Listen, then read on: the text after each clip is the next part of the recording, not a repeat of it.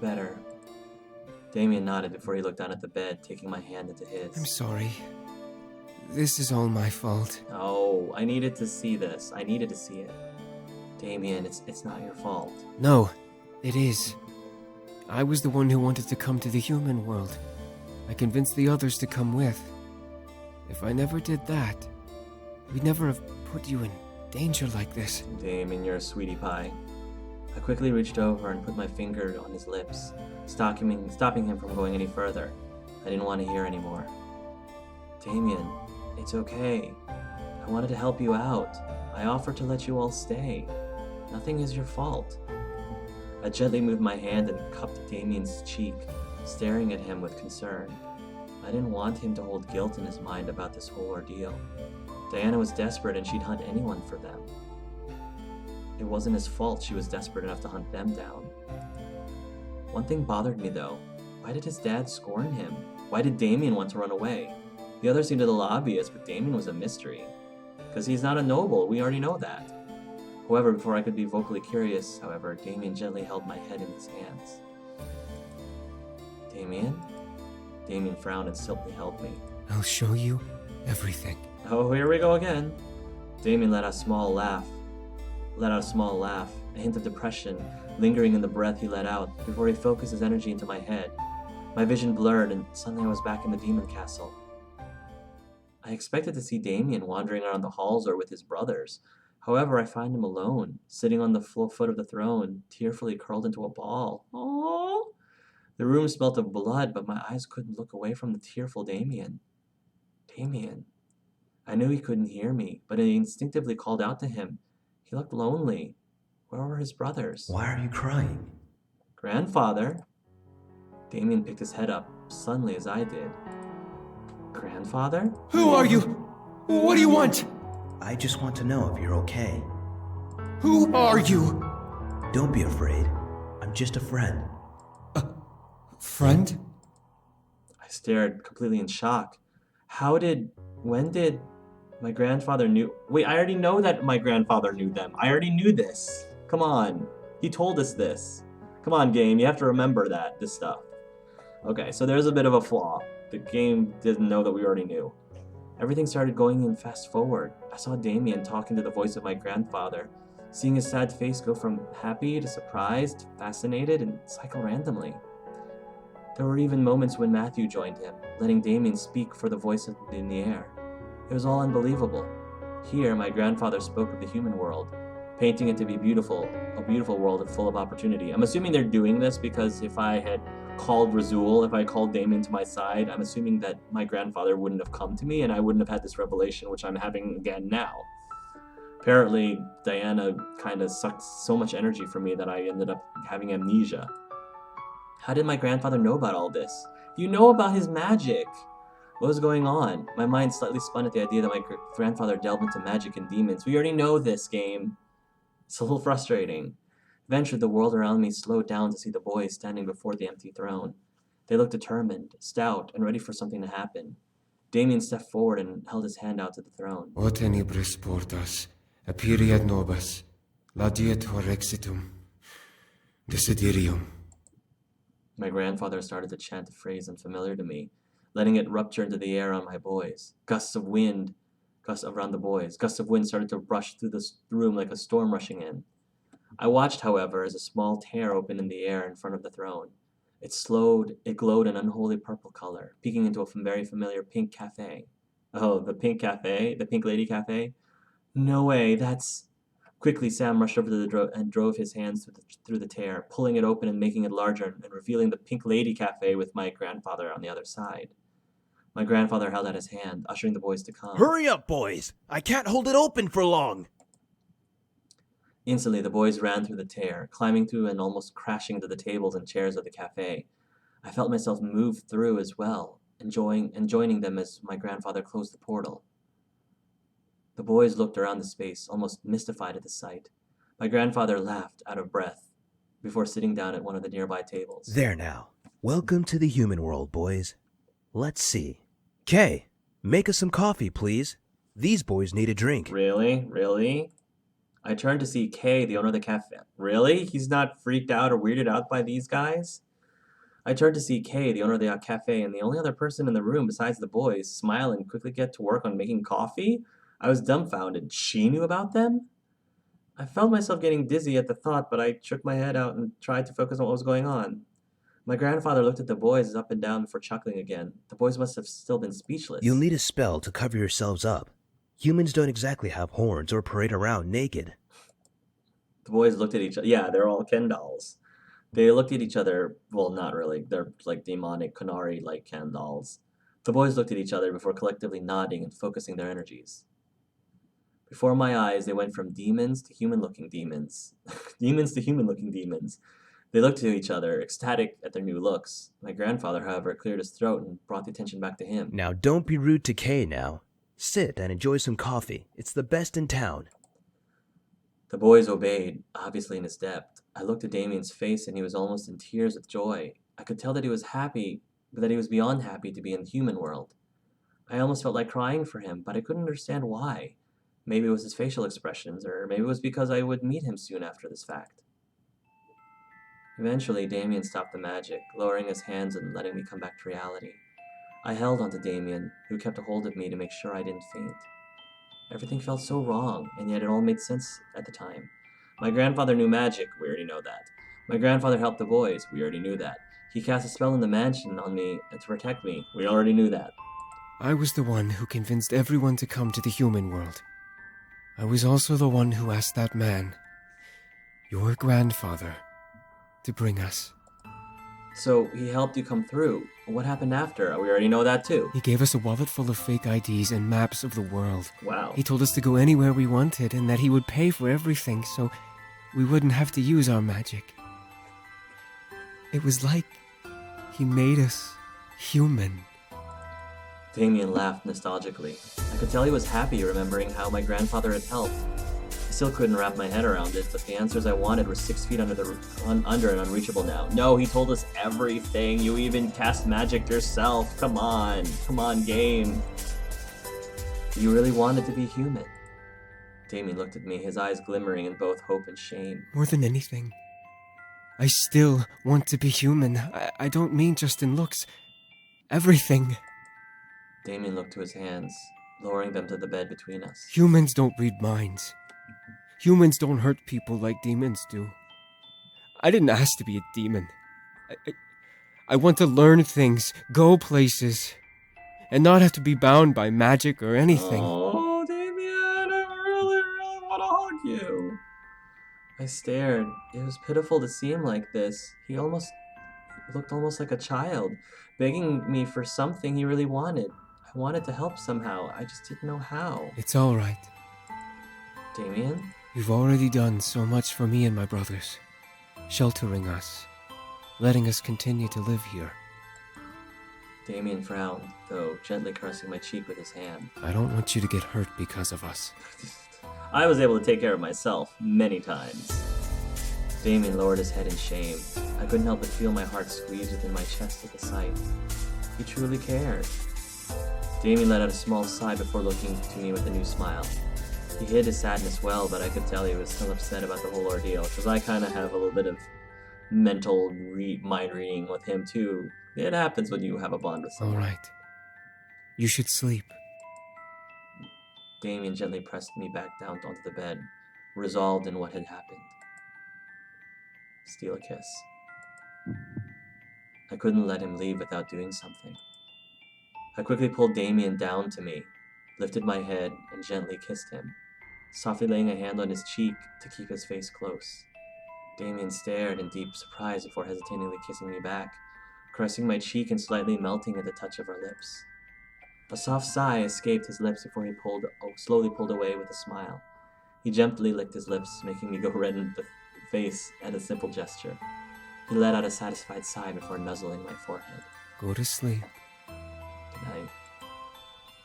That was sweet. These scenes are so sweet. And with that, he stood up and left the room, leaving me to rest as per his request. I smiled to myself before relaxing into the mattress. How pathetically sweet. Oh, here we go. Do we get to fight you now? I suddenly tensed up. I felt majorly uneasy. She was here. You're such a voyeur. I quickly looked around this room, sitting up straight before seeing Diana leaning against the window with a smirk towards me. What do you want? Oh, I just wanted to see how close Damien was to you. Obviously, he's very close. Oh, you want to come close to me? I dare you. I stood from the bed, glaring daggers at Diana. And what's it to you? He doesn't want to leave with you, so leave him alone. Oh, I will. I don't care enough for the bastard son to try and take him away. I just want you to know exactly what you have. Mm-hmm. What are you talking about? Diana chuckled, which made me slightly sick to my stomach for some reason. She knew something. Did Damien tell you about what he lived through? He showed me when he left. He met with... No, not that. Before that. Did he show you anything before that? Well, he was scorned by the Demon Lord. He didn't show you everything, did He he? doesn't have to. Why would he need to? He showed me what he needed to. I don't need to show her anything else. Thank you. See? See? I turned to see Damien glaring at Diana with a scary glare. I felt dark shivers run down my spine as I stared at him. Ah, Damien. Right on cue. I was just about to show her why you hate your life and why you have a human fetish. Hey, back off, Diana. You will not show her anything. Oh, I won't. Funny. I don't believe you get to tell me what to do, bastard son. Before Damien or I could leap at her throat, Diana snapped her fingers, suddenly making the room spin. I quickly grabbed onto Damien, who held me close as the room slowly began to change from my room to the demon castle. I looked around, feeling unable to move from Damien's embrace out of the dizziness. I looked at Diana, who was leaning on a pillar on the far side of the room with a smirk. However, my focus gathered on a pair of demons, one of them being the demon servant that was with the demon lord, carrying sheets and books across the room. Damn that woman, ordering us around. I bet she thinks she's all high and mighty just because she bore that bastard son. Well, she's no queen. She's a simple harem girl. She'll never be queen. The demon lord reminds her that every bloody night. You'd think she'd let it sink in. The snort that erupted from the servant's nose disgusted me to no end. How vile was this creature? Who was he talking about? And about that boy, what do the other noble sons think about him? They treat him like an equal. He's no noble son, and he will never be. He's a bastard child that doesn't know his place, just like his bitch mother. I already know all of this. Come on, game. Shh, you know he could read minds from a mile away. Then let him read mine. I don't care. That boy's a monstrosity never meant to be born. The servant cleared his throat, however, at the sight of Demon Damien, who was standing nearly with an almost dead-cold look on his face. Ah, you. Him. Yes, me. I don't need to be a mile away to hear your thoughts. Boy, what? What I'm doing out of my room is no longer your concern. I may be a bastard, but I'm the Demon Lord's son regardless. I won't take insults from you anymore.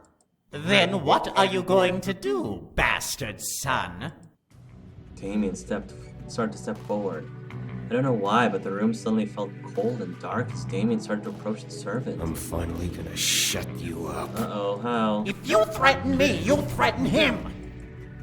Damien's glare could practically kill. I was afraid to even watch, but I continued, hoping to not see blood spill from this fight. Damien continued to walk towards the servant, towering over him like a shadow. I've taken your insults for long enough. Now, I get peace. Stay away! I've had enough of you.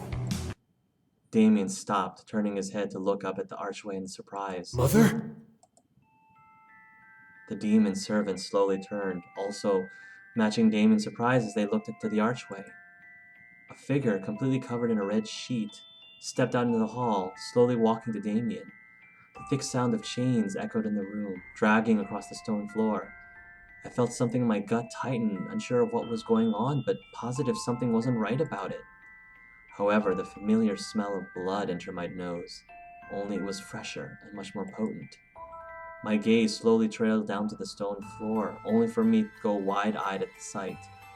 Blood brushed over by the sheet of the woman walked, painted the stone in dark red and almost black color in the woman's wake. Was his mother human for some reason? I looked back to the mother, now worried that she was bleeding underneath the sheet. Leave us. The mother sounded almost enchanting, despite only saying 2 words in her arrival. I almost let it slip from my mind that this was merely a vision. The servant glared before walking off, mumbling incoherently under his breath. The other demon with him giggled at the servant's inability to fight back. I guess Damien's mother was powerful enough to silence anyone. However, one fact stuck out to me. His mother was a harem girl? I imagined chains on her covered feet, making me frown. It was terrible to imagine. What are you doing out? He'll hurt you if you aren't... Damien stopped talking, staring at the woman walking towards him in a sudden calm demeanor. A hand slipped out from the curtain and gently caressed Damien's cheek, making him almost melt into the hand. Damien looked into his mother, a look of hopelessness on his face. Why do you want me to turn around? Just listen to my thoughts, like you always do. I watched as Damien slowly nodded and turned around. As you wish. Focus on my thoughts. I could tell that Damien was holding his breath. He must have cared very deeply for his mother. It was incredibly sweet. Silence lingered in the room, obviously because of Damien listening to his mother's thoughts. It was almost awkward to watch. The hand that held Damien gently petted over his hair. The breath that Damien was holding slowly was let loose, letting Damien relax. Maybe she was calming him down. He was pretty angry. Why make him turn around? All she was doing was petting his head and talking to him in her mind. It seemed surreal. Something was wrong. Wait, is Diana his mom? Is Diana his mom? I looked around the room, trying to see what was going on behind the scene. Was someone going to stop him? Was someone going to interrupt? What's going on? No, I don't think Diana's his mom. That would be kind of weird if she's trying... We'll see. My eyes landed on a dark shadow of a woman walking towards the couple with a knife in her hand. She had shackles with chains on her neck, hands, and feet, but they remained silent as the woman neared the couple. I'm sorry. All of a sudden, the mother brought out her other hand and took hold of Damien's horns, pushing him to his knees. What? What happened? Damien, no! The shadow quickly started to run at the couple, raising the knife higher above her head. I instantly wanted to move to run and protect Damien. I remained still, watching the scene unfurl before me. No! Damien kicked back, causing his mother to buckle down and fall back and release his horns.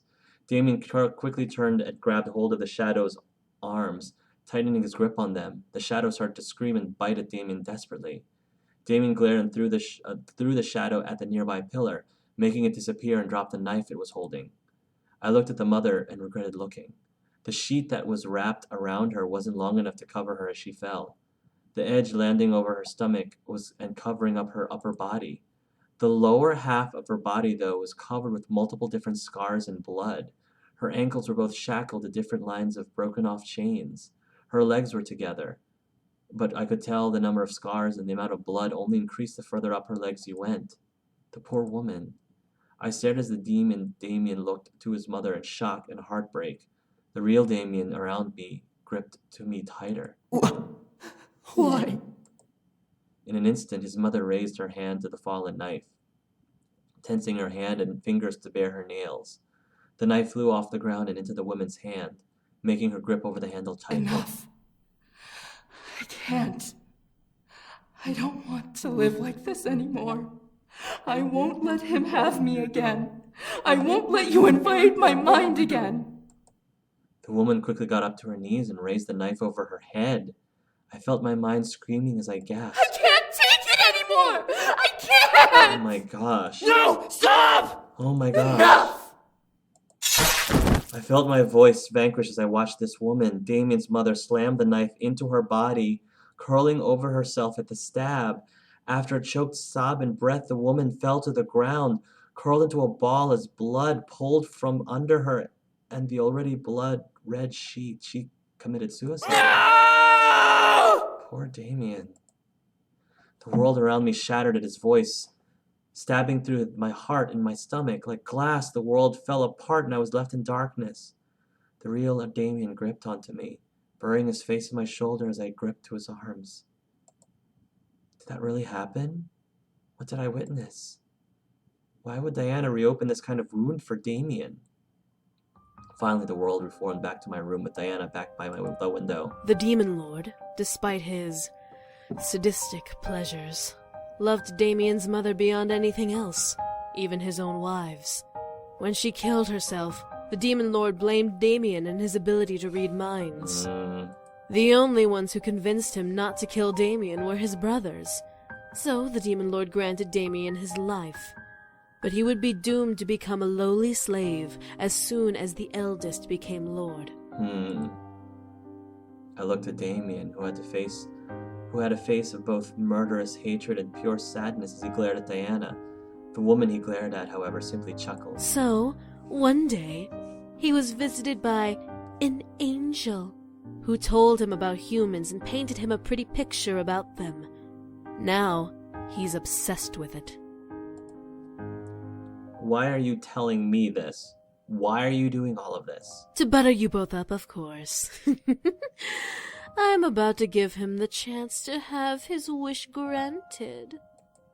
Damien and I stared in pure disbelief. Was Diana serious? She was a nut job.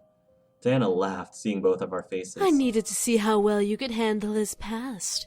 You can't have true love without seeing all sides of your love, now can you? Yeah, that's true. That's very true. What of it? Diana then looked carefully to Damien, crossing her arms. Something about this struck a fear chord with me, but I watched in silence. I offer you this, bastard son. I have the ability to turn you completely human. No magic, no mind reading. Wow, you're actually giving him what he wants? What's the catch? You're lying. Am I? Read my mind. See for yourself. You can do that? Damien stared at Diana, only to go wide-eyed at her. You're not. But... That's right. Your humanity for your brothers. Oh gosh, really? No, it's not worth that. At least I don't think it's worth that. I don't think Damien believes it's worth that. I looked at Diana in surprise. What? She wanted him to hand his brothers over to her? That was underhanded and cruel. Think about it, Damien. You can finally be human. You won't hurt anyone anymore. You won't put her in danger. I could see Damien look at me, instinctively making me look back at him. He had a look of fear, which scared me. Was he going to say yes? Was he going to say no? I wouldn't know what to do in this situation. All I would ask say no. is that you completely willingly let me take your brothers back home. No big deal if that means you get to be a human with the girl of your dreams. No, it's not worth right? that. Because the girl of her dreams likes him just fine just the way he is. It's not worth losing his brothers over. I know exactly what he should do. No. Thank you, Damien. Excuse me? Yeah, it was that easy. I said no. I will not give my brothers over to you. That's my man. That's my man. I could see Diana's anger flare up like a snake ready to strike. Yeah, 0. That's like at least 2 or 3 for us and 0 for you, Diana. You are totally losing your touch, dear. You do realize what you're denying yourself, right? You're giving up your one chance to become human. Hey, I like him just fine the way he is. That's what love is about, right?